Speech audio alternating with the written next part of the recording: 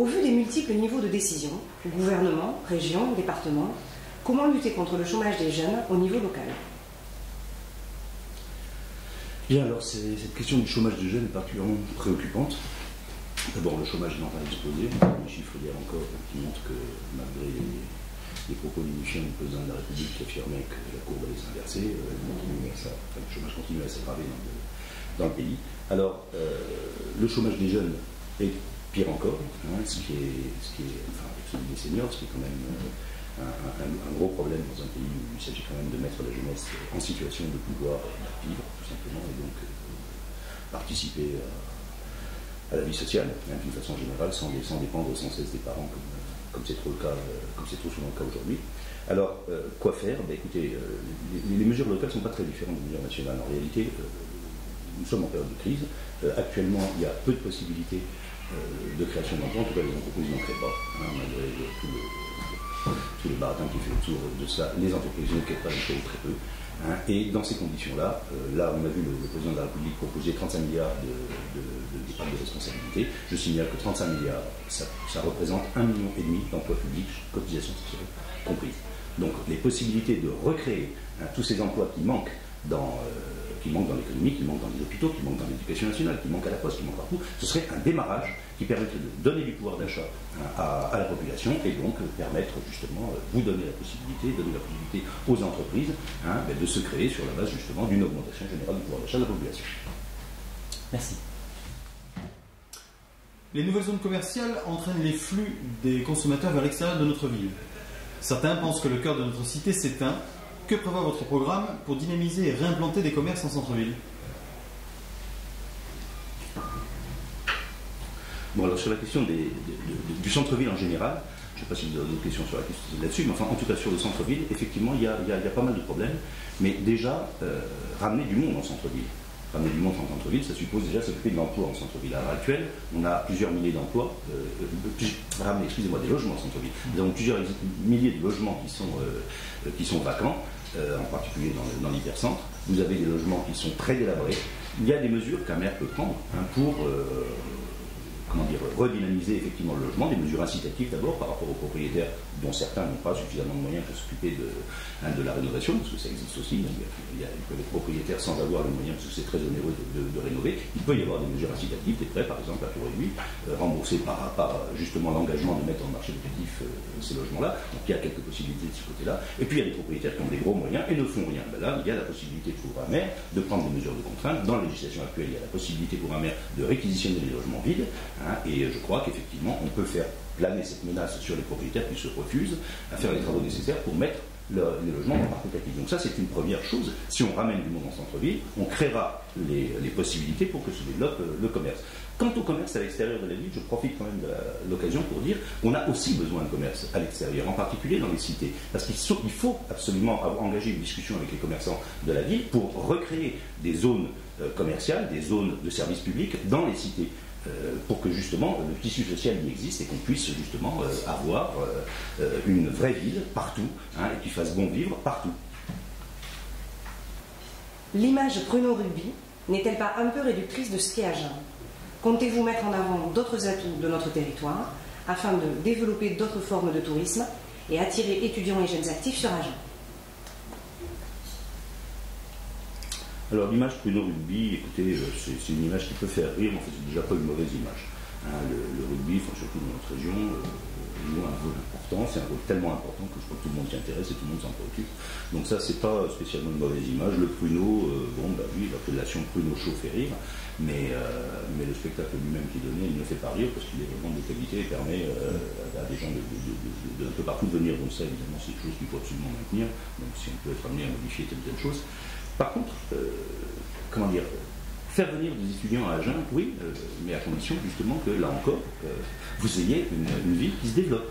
Hein, une ville qui soit en développement, une ville qui soit dynamique, où il y ait justement des emplois qui se créent, où il y ait des commerces qui se montent. Vous avez actuellement, enfin je reviens un peu sur la question antérieure, enfin vous avez actuellement énormément de commerces qui ferment, certains à cause du maire, hein, je signale quand même que tous les travaux de la rue Montesquieu se sont traduits par des fermetures de commerce parce qu'ils ont duré bien trop longtemps sans aucune contrepartie qui a été offerte aux commerçants concernés. Donc oui, il y a des mesures à prendre qui permettraient de dynamiser un petit peu la vie d'Agen. Maintenant, c'est pas l'essentiel. L'essentiel, c'est effectivement de faire en sorte que cette ville soit une ville où il fait bon vivre, et où comment dire, le chômage diminue et qu'il cesse d'être la lanterne rouge. Je rappelle quand même que le département du Lot-et-Garonne est la lanterne rouge en termes de revenus sociaux, en termes de revenus par rapport ne serait-ce qu'à la région d'Aquitaine. Donc là-dessus, il faut inverser les choses. Merci. Quelle est votre position sur les infrastructures à développer lors du prochain mandat, notamment concernant la ligne LGV, le troisième pont ou la liaison entre les deux gares? Alors écoutez, sur le problème de la ligne LGV, c'est vrai que ça c'est la question qui est posée depuis des années. Alors, moi j'ai rien contre les lignes à grande vitesse, mais j'ai rien contre non plus, j'ai même beaucoup pour les lignes pas à grande vitesse, c'est-à-dire celles qui permettent d'assurer un transport simple, rapide des usagers d'un point à un autre. Nous n'allons pas tous à Paris. Nous allons à Bordeaux, nous allons à Toulouse, et pas forcément par le TGV. Or, par rapport à l'époque où je suis arrivé à Agen, il y a de moins en moins de trains qui assurent la liaison Agen-Bordeaux ou la liaison Agen-Toulouse. Il n'y a plus de trains aujourd'hui, très peu de trains, il n'y a plus de trains d'abord qui assurent la liaison Agen-Villeneuve. Il y a moins de trains à cause des travaux qui sont faits sur les voies entre Agen et Mont-Saint-Prou, de façon générale sur la ligne de Périgueux. Donc vous avez une disparition une réduction en tout cas de l'offre en matière de transport public, et ça je crois que c'est très dommageable, bien plus dommageable si vous voulez que le problème simplement de la LGV. Alors si la LGV venait en plus, pourquoi pas, mais le problème c'est que ça vient à la place, c'est ça que nous contestons là-dedans. Alors pour le reste, oui, il y aurait beaucoup à faire, je ne peux pas intervenir sur tout le troisième pont, oui écoutez, il y a des embouteillages partout, il va falloir résoudre ce problème-là, je réponds rapidement. Les infrastructures à développer, mais écoutez, par exemple, la liaison entre les deux gares, j'en sais rien, j'espère qu'il n'y aura pas de gare et que s'il y a une ligne à grande vitesse, elle passera par la gare actuelle, ce qui est quand même a priori la norme en matière de ville. Je sais que maintenant la mode c'est de faire les gares LGV ou TGV à l'extérieur des villes, mais enfin bon, historiquement, les gares sont en centre-ville, ça crée des pôles de vie extrêmement importants. Alors juste sur les infrastructures à développer, mais on peut, on est ici entre Agen et Villeneuve, il y a 30 km. 30 km de routes qui ont été un peu améliorées, on n'a plus tous les tournants, tous les lacets, mais il y a 30 km. 30 km qui permettraient effectivement de créer une véritable unité entre les deux villes, qui permettrait d'aller d'un à l'autre dans des conditions de sécurité si les transports collectifs existaient beaucoup plus. Selon vous, quels sont les atouts et les limites de la stratégie de développement économique déployée sur Agen à ce jour? Quels sont vos objectifs sur le mandat à venir? Alors là, on tombe typiquement dans les questions dont la réponse locale est difficile. En ce moment, on est en train de discuter de la question de BMS. BMS, c'est une multinationale. À l'heure actuelle, de l'autre côté de l'Atlantique, ça coûte peut-être absolument rien de biffer un nom qui s'écrirait AGEN dans un conseil d'administration américain. Ici, ça se traduirait par environ 2800 emplois induits qui seraient menacés par une telle décision. Donc on est typiquement dans des décisions qui dépassent le cadre local. Alors qu'est-ce qu'on peut faire pour maintenir l'emploi? Vous avez à l'heure actuelle BMS qui est menacé, vous avez à l'heure actuelle de nouveaux métal-tanks, pour la énième fois qui est menacé, vous avez les parquets marquis, les anciens parquets marquis qui sont de nouveau sur la sellette, vous avez l'usine de bois de Marmande, vous avez Pet Food à Villeneuve. Rien que sur le département, vous avez 4 ou 5 entreprises de taille sérieuses qui sont menacées, dont les travailleurs sont menacés de perdre leur emploi. Alors, il y a un certain nombre de choses à faire, et moi là je pense à des mesures de contrainte. Quand il s'agit de licencier les gens, on prend des mesures de contrainte vis-à-vis des salariés. Eh bien, il faut, et je le dis, il faut qu'il y ait des mesures de contrainte qui soient prises vis-à-vis des employeurs. À l'heure actuelle, depuis les années 80, on a empilé des systèmes successifs qui font qu'à l'heure actuelle, dans le budget de la nation, vous avez 90 milliards plus les 35 premiers par Hollande, dont 20 sont déjà effectifs, vous avez donc 125 milliards qui sont fournis en aides et exonérations diverses de cotisations sociales aux entreprises, sans aucune création d'emplois. La moindre des choses serait déjà de demander des comptes à tous ceux qui ont reçu des subventions, ont-ils créé des emplois? S'ils ont créé des emplois, très bien. S'ils ne les ont pas créés, eh bien, il va falloir éplucher les comptes et éventuellement envisager qu'ils remboursent les sommes indûment encaissées puisqu'ils n'ont pas respecté leur part de contrat. Alors, je crois qu'il faut avoir une politique beaucoup plus contraignante, en particulier vis-à-vis d'une multinationale comme BMS, qui réalise des milliards de profits et qui envisage, qui soit dit en passant, est en train à l'heure actuelle de réaliser un enfumage, un véritable écran de fumée derrière cette question des génériques, pour se cacher, je reviens peut-être, pour se cacher derrière cet écran pour un certain nombre de mesures. Merci. Pensez-vous, en tant que maire, pouvoir influer sur la situation de l'entreprise BMS UPSA, et si oui, comment? Alors la première des choses, je reviens quand même sur cette histoire qui est aujourd'hui au centre d'une polémique, mais vous avez cette question de l'inscription du paracétamol au tableau générique. Alors ça fait un peu extraordinaire parce que le paracétamol est une vieille molécule qui est commercialisée en France par des tas d'entreprises, des tas d'entreprises pharmaceutiques, essentiellement BMS et Sanofi pour 80% du marché. Et par ailleurs, cette molécule est d'importation, elle est importée d'Asie pour l'essentiel, on dit aussi l'Amérique, le dit-on, soit pour l'Amérique, mais enfin, en tout cas, c'est une molécule qui n'est plus produite en France, ni même en Europe, en tout cas en France depuis 2008, puisque la dernière usine qui les produisait, Rhodia, a fermé dans l'Isère. Donc on est dans une situation où typiquement vous avez une entreprise qui fait du lobbying pour obtenir, en réalité, alors c'est extraordinaire parce que vous avez ces entreprises qui sont, paraît-il, des championnes de la libre concurrence et qui en réalité sont en train de demander à l'État de les protéger contre la concurrence de laboratoires plus petits qui voudraient produire eux aussi la même molécule à moins cher, c'est-à-dire par le biais des génériques. Donc en réalité, vous avez une entreprise qui cherche à protéger son marché. Mais derrière ça, il n'y a pas que du lobbying. Vous avez une accumulation de choses. Alors, par exemple, tenez, la communauté d'agglomération et le conseil général ont commandité une étude d'où il ressort qu'il paraît que le BMS, l'impact serait catastrophique, ça on le savait déjà, et il paraît que le retour du ministère de Montebourg dit qu'il faudrait que BMS diversifie. Moi, je connais la situation depuis un bon moment dans ce genre de com qui est piloté en général par les services de com de BMS, et derrière ça, vous avez soit déjà un plan qui est déjà engrangé et qui sortira par le municipal, soit une demande de subvention locale. Il faut diversifier, il faut de nouvelles machines, donc donnez-nous des sous pour qu'on les fasse. À qui? Aux collectivités des cas. On est en train de parler quand même d'un trust mondial dont les bénéfices se chiffrent en centaines de millions d'euros. Donc on n'est pas du tout dans la possibilité, il ne s'agit pas justement de donner des subventions, il s'agit de contraindre. Merci. Certains nous disent que la seule façon de profiter de la Garonne est de se trouver sur le pont de Pierre ou de Beauregard lors des bouchons quotidiens. Même si Agen n'est pas Bordeaux, envisagez-vous de développer les bords de Garonne, et notamment face au gravier?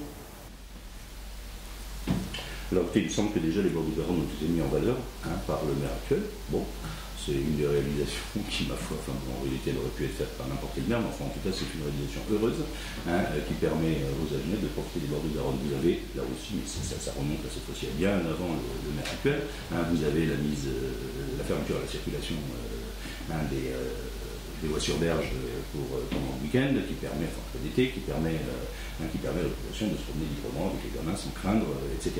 Alors, est-ce qu'on veut développer ces choses-là? Bien sûr. Bien sûr, maintenant, moi j'insiste surtout sur le fait que créer une ville où il fait bon vivre, c'est pas seulement des embellissements coûteux, c'est aussi faire ce que je disais tout à l'heure sur le logement, permettre à la population de vivre et d'habiter dans des conditions correctes. On est en train de parler de la rénovation de la porte du Pin, de la place du Pin par exemple. Oui, rénovation à condition de ne pas changer la population, c'est-à-dire à condition que rénovation ne signifie pas augmentation des prix et donc modification de la population qui y habite. Il faut garder les caractères populaires des quartiers populaires. Merci beaucoup.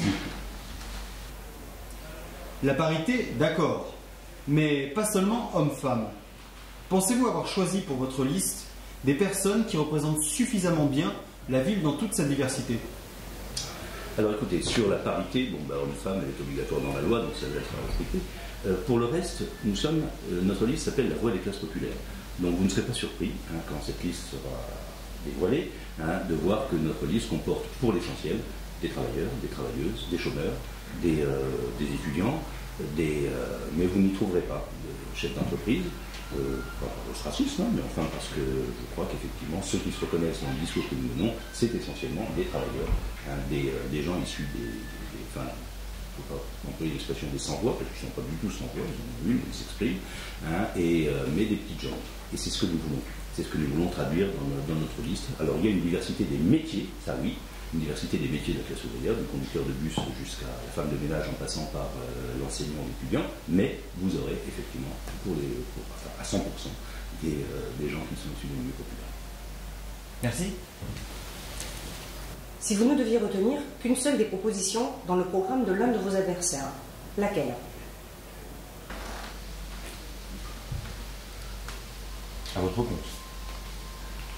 Alors écoutez, ce genre de choses est toujours un peu délicat, parce que en réalité le problème pour moi n'est pas la campagne municipale a tendance à devenir une campagne des bacs à fleurs, et je ne dis pas qu'il n'y a pas des problèmes plus sérieux qui sont discutés, mais enfin en ce moment, je vais vous donner quelques exemples. Barloté, c'est une cité où j'étais passé depuis un certain temps, et vous aviez vraiment des lézards apparentes sur tous les murs, etc. Les échafaudages viennent d'apparaître depuis une semaine, tant mieux pour les habitants. C'est là où évidemment on a envie de dire avec les habitants concernés, il faudrait des élections tous les ans, pour permettre aux maires de réaliser, de pouvoir inaugurer de manière successive tout ce qui fait, etc. Ça permettrait effectivement un certain nombre de réalisations.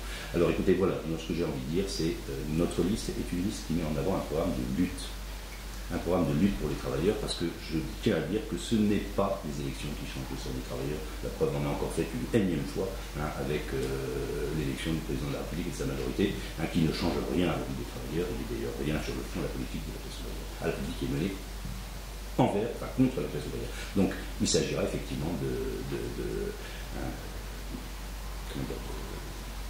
mettre l'accent sur le fait que nous ne voulons pas de ces politiques prétendument locales, mais que nous avons besoin effectivement de lutter pour transformer notre situation. Merci. Une question maintenant sur l'économie circulaire. L'économie circulaire est un modèle de production inspiré du fonctionnement des écosystèmes. Il s'appuie entre autres sur l'éco-conception des produits, sur l'allongement de la durée de vie des produits et sur la prolongation des flux de matière, le déchet d'une activité devenant le carburant d'une autre. De nombreux acteurs économiques et de nombreuses collectivités se saisissent de ce sujet. C'est d'ailleurs cette année le thème national de la Jeune Chambre économique française. Y avez-vous réfléchi avec votre équipe? Comment, selon vous, pourrions-nous, à l'échelle de l'agglomération d'Agen, appliquer ces principes? Bien, alors, très rapidement, sur cette question, évidemment, comment être contre une économie qui fonctionnerait de cette manière-là, avec les déchets qui alimentent, etc. etc. Mais regardez la situation autour de vous. Vous avez abandon des transports publics, comme nous l'avons dit tout à l'heure, et donc, mécaniquement, développement des transports individuels, avec ce que ça signifie en pollution, en éjection, etc. Cette société va à l'envers de ce qu'il faut. J'entends les programmes des écologistes, très honnêtement, nous les prenons dans notre compte dans l'univers communiste d'où je suis issu, et dans lequel je fais toujours partie. Mais nous reprenons ces revendications, mais le problème c'est qu'à la base, cette société fait exactement le contraire de ce qu'elle prétend faire. Parce que justement, elle crée des sources polluantes, parce que le fonctionnement du système est un fonctionnement anarchique, avec une concurrence déréglée, avec justement une absence totale de concertation entre les entreprises.